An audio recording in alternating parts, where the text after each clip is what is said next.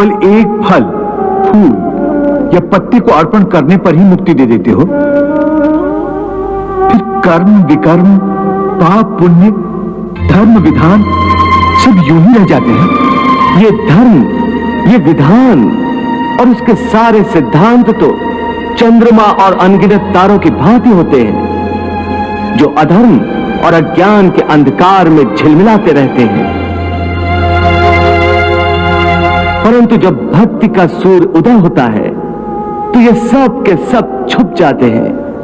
अर्थात भक्ति का स्थान इतना ऊंचा है कि धर्म भी उसके सामने तुच्छ हो जाता है। हाँ, परंतु आसक्ति से रहित भक्ति, जिसके लिए किसी पंडित प्रवचन, किसी पूजा सामग्री की कोई आवश्यकता नहीं। हाँ, केवल एक शर्त है।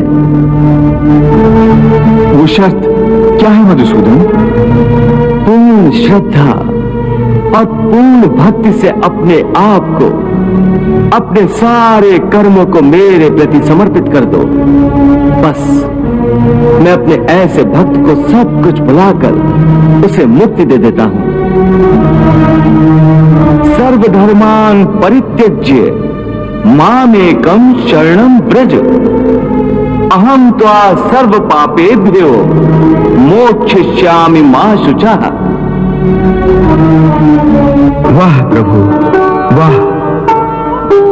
भगवान, प्रभु ने आज कितनी भावुकता से अपने प्रभुत्व की विशालता और उदारता का रूप अर्जुन के माध्यम से सारे संसार को दिखा दिया है।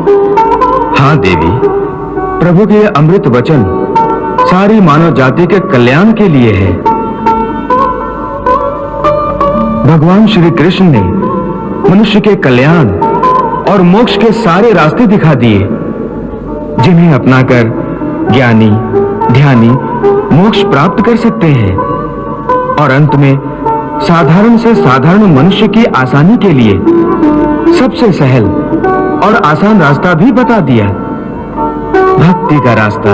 हे अर्जुन, भक्ति का स्थान इतना ऊंचा है कि अपने सच्चे भक्तों की मैं स्वयं भक्ति करता हूं। ये क्या कह रहे हो मधुसूदन? भला परमात्मा होकर तुम किसी भक्त की भक्ति कैसे कर सकते हो?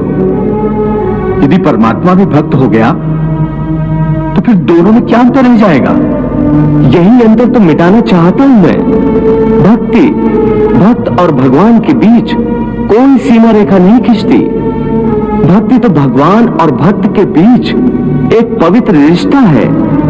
जैसे प्रेम किसी प्रेमिका और उसके प्रेमी को एक बंधन में बांधकर एक कर देता है, उसी प्रकार भक्ति के द्वारा भक्त अपने भगवान में तथा भगवान अपने भक्त में समा जाते हैं। दोनों एक रूप हो जाते हैं। हे भोलेनाथ, इन अमृत वचनों की रिमझिम वर्षा में तो तन मन ऐसे भीज गया है कि मैं तो तृप्त हो गई हूँ।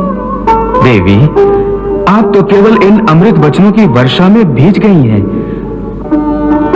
परंतु उधर अर्जुन को देखो।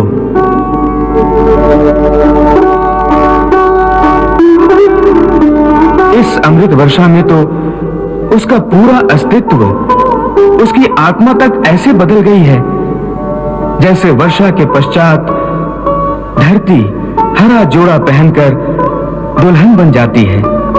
ज्ञान की गंगा में स्नान करके अर्जुन सबसे अधिक निहाल हो गया है।